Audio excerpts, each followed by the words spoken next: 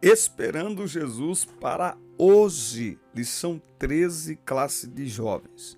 Quem é, pois, o servo fiel e prudente que o Senhor constituiu sobre a sua casa para dar o sustento a seu tempo? Mateus 24 e 45. A volta de Jesus será de forma inesperada. Pode se dar a qualquer dia e hora, por isso precisamos estar preparados. A paz de Cristo para todos, sejam bem-vindos à última lição do quarto trimestre de 2021. Alta expectativa, porque tem um novo trimestre chegando por aí. Um feliz ano novo, uma passagem de ano excelente para você, para sua família, para os seus alunos, que Deus os abençoe. Não está inscrito no canal ainda? Inscreva-se e ative o sino de notificações. Eu sou o Diácono Denis Pereira, professor da EBD há mais de 20 anos e é um prazer ter você por aqui. Todas as semanas nós temos aqui o conteúdo para ajudar os professores nas classes de adolescentes, juvenis, jovens e adultos. Por isso, inscreva-se, ative o sino de notificações, dê like no vídeo, comenta o vídeo, teu comentário é muito importante e deixe perguntas aqui também, que é muito importante para nós. Pegue sua revista, sua Bíblia e vamos juntos preparar a última aula desse trimestre que não pode faltar, tá certo? Aqui na descrição dos vídeos tem todas as minhas redes sociais. Tem aí, acesse o nosso site, você acessa o nosso Instagram, o WhatsApp, temos 5 grupos de professores no WhatsApp e também o nosso WhatsApp está à disposição para os irmãos marcarem com a gente palestras, congressos, acampamentos, enfim, será um prazer atender a sua igreja, o seu departamento. E tem um link para baixar o conteúdo em PDF para você abrir no seu smartphone, tá certo? Você abre a revista aí, manda para os seus alunos e também slides e comentários da lição. Os crentes do Antigo Testamento esperaram com muitas expectativas a chegada do Messias, promessa feita no Éden. O profeta Malaquias, 400 anos do nascimento do Senhor, ratificou que nasceria o sol da justiça. Deus cumpriu sua promessa no tempo certo e depois, antes da ascensão, Jesus prometeu que voltaria para buscar a sua igreja. Isso aconteceu há 2000 anos atrás, ou seja, nós estamos mais perto da volta de Cristo do que nunca, não é? Então a ideia não é, nossa, mas passaram-se 2 anos e Jesus ainda não voltou, mas, meu Deus, já se passaram 2000 anos. Significa o quê? Nós estamos mais perto. Paulo diz isso. Estamos mais perto do dia de Cristo do que quando aceitamos a fé. Tópico 1. A expectativa da volta do Senhor. A promessa do rapto da noiva. Porque arrebatamento é isso, é rapto. Segundo a cultura judaica, nos dias de Jesus, mesmo com o casamento marcado, a hora em que o noivo viria para buscar a noiva não era agendada. É por isso que muitos noivos iam à meia-noite. Você não tinha lá iluminação, Wi-Fi, nada disso. Então meia-noite é hora de estar dormindo, ainda mais uma virgem, não é? Então ele aparecia do nada para buscar ali a sua noiva. E é dentro desse contexto que Jesus prometeu voltar para buscar a sua noiva. Jesus disse assim: do dia e hora ninguém sabe, senão o Pai que está nos céus. Aí eu pergunto, Jesus sabia ou não sabia, sendo ele Deus? E aí? E hoje, ele sabe ou ele não sabe? Não é? Pensa nisso e responde para nós aqui nos comentários.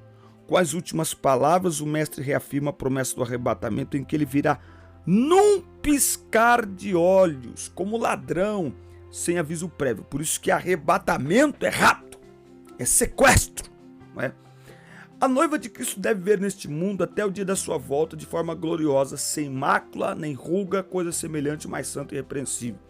Significa que não pecamos mais? Significa que nós não nos acostumamos mais com o pecado. significa que evitamos o pecado a todo custo. Mas, tão logo percebemos, buscamos o perdão, buscamos a limpeza por meio da palavra e pela fé no sangue de Cristo Jesus. Nós precisamos viver em santidade. Então, João diz assim, 1 João 3:3. E qualquer que nele tenha esta esperança, purifica-se a si mesmo como ele também é puro. Então, manter-se puro, viver uma vida de santidade, é procurar com todo o esforço possível evitar o pecado, é sinal de que o crente tem expectativa pela volta de Jesus. Quem se entrega ao pecado perdeu a expectativa pela volta de Jesus. As obras serão recompensadas, o Senhor afirma que haverá um galardão para dar a cada um segundo a sua obra.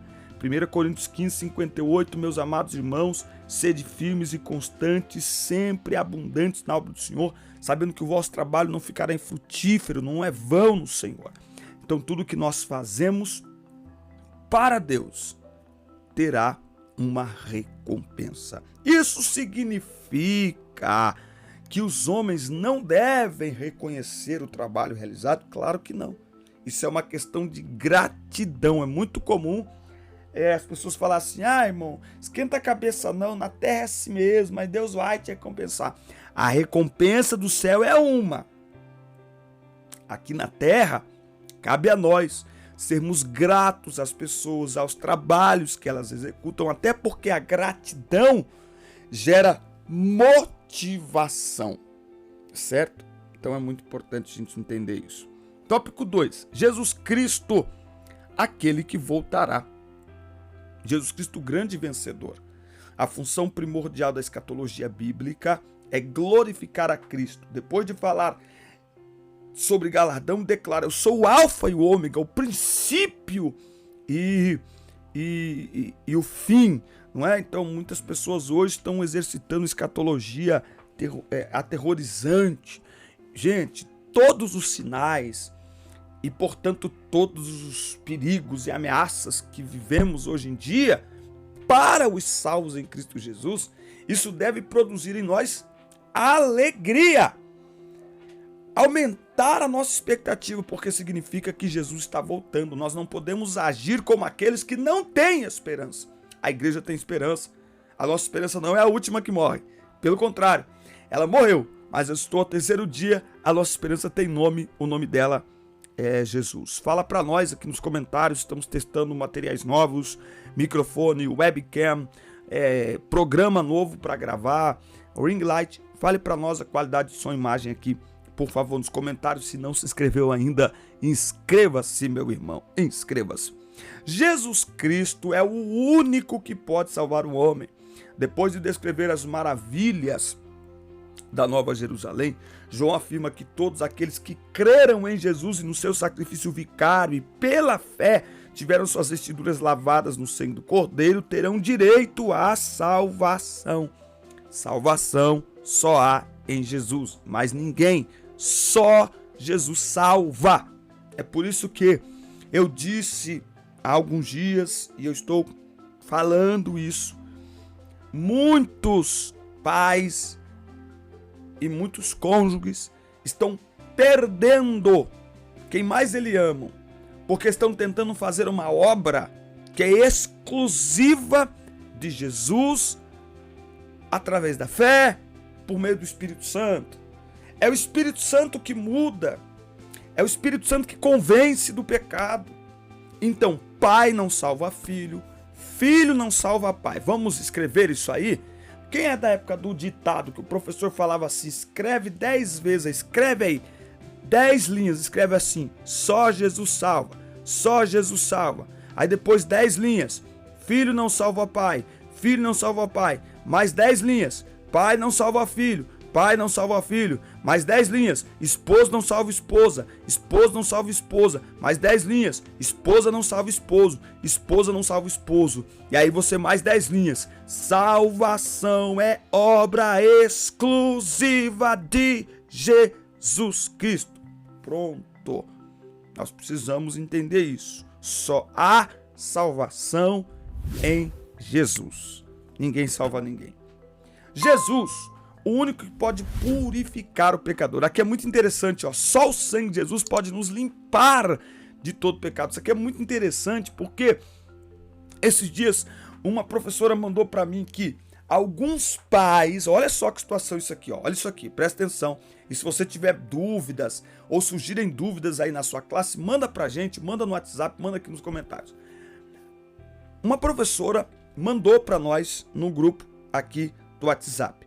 Alguns pais aqui da nossa igreja, eles estão não querendo que os seus filhos se batizem porque eles não aceitam o batismo desta forma. Para eles, o batismo tem que ser feito em água corrente. O batismo não pode ser feito em água parada, em tanque e tal. Não, o batismo tem que ser feito aí em água corrente para levar os pecados embora. Eu disse, minha irmã, estas pessoas foram mal ensinadas. O batismo não salva. A água do batismo não lava pecado, não. O batismo é ato simbólico, ok? O que limpa o pecado do homem é o sangue de Jesus Cristo. E essa limpeza é recebida e operada em nós por um ato de fé. É pela fé que nós cremos que o sangue de Jesus Cristo nos purifica de todo pecado. Não é o batismo, não é a água do batismo. Então, tanto faz. Se batizou no Ribeiro, no Rio Jordão, no Rio Amazonas, no Oceano Índico, se batizou num tambor, numa banheira, numa piscina, no tanque batismal, não importa. Duas regras precisam ser observadas. Primeiro, batismo é pela fé.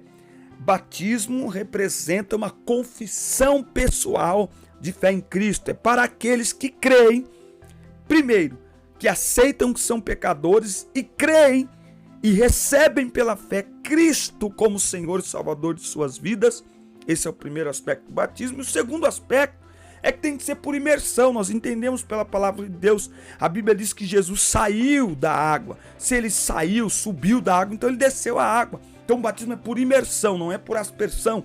Tem que imergir o corpo todo. E a pessoa então sai, pronto, simboliza o novo nascimento, desce a velha vida, ficou lá, não sei o que, e sobe a nova vida. Isso são simbologias. Mas o que nos purifica do pecado não é o batismo, é o sangue de Jesus Cristo pela fé. Então Jesus é o único que pode purificar o pecador. Tópico 3. Atitudes dos crentes diante da vinda de Jesus. Amar a vinda de Jesus. Os crentes autênticos são identificados pelo amor ao Senhor e ao próximo, não é? Não podemos nos esquecer que um dos mandamentos do Senhor é amar ao próximo, e não amar apenas aqueles que nos amam, mas principalmente os que nos odeiam. Eu até fiz uma pergunta na revista dos adultos que está falando de Paulo. Será que Paulo reagiria como nós estamos reagindo às perseguições que vemos sofrendo? Qual seria a reação de Paulo diante de deboches com a sua fé? Será que ele iria cancelar? Brigar com todo mundo? Gritar, eu tenho meus direitos, você não pode, isso é intolerância religiosa. Eu duvido que Paulo, que Jesus fará isso. Eu duvido. Muito bem. Atitude do crente diante da volta de Jesus também, desfrutar da suficiência de Cristo. Os que anelam a vinda de Cristo devem confiar nele para que todas as suas necessidades, tanto de ordem material quanto espiritual, sejam supridas. Nós temos um Cristo que cuida de nós. Por isso que a palavra do Senhor diz, lançando sobre ele toda a vossa ansiedade, porque ele tem cuidado de vós. Então Cristo é tudo para nós. Cristo é tudo em nós. Cristo é o nosso sustento. E viver segundo a graça. Só existe um jeito de aguardar a vinda de Cristo, vivendo debaixo de sua graça. A inclinação da natureza humana dia após dia distancia-nos do Criador. mas a graça de Deus nos leva para perto da cruz de Cristo. Essa verdade fica evidente na bênção apostólica. A graça de nosso Senhor Jesus Cristo seja com todos vós. Por isso que ele diz para Paulo: a minha graça te basta. Não é verdade? Então, nesse mundo, nós jamais seremos bons o suficientes. É tudo pela graça. E a graça não é liberdade para pecar, essa graça extravagante, essa hipergraça, essa graça barata. Não. A graça, quando nós entendemos a graça, é aí que evitamos ainda mais o pecado, porque nós entendemos que não merecíamos e que aquilo que merecíamos nós não recebemos, porque Cristo recebeu em nosso lugar e, portanto, por graça, nós estamos aqui e temos esperança de que seremos arrebatados e nos encontraremos com o Senhor. Então, pela graça, nós vivemos uma vida que agrada ao Senhor. É o mínimo que nós podemos fazer debaixo da graça, com a graça que nos basta, com a graça que é superabundante. Amém, meus irmãos? Terminamos mais um trimestre. Um forte abraço para você. Assista, curta, compartilhe. Boa passagem de ano. Que 2022 seja um ano de bênção, um ano de vitória, um ano em que o Senhor seja glorificado mais uma vez através das nossas vidas. Forte abraço e até o nosso próximo encontro. Fiquem com Deus. Deus abençoe.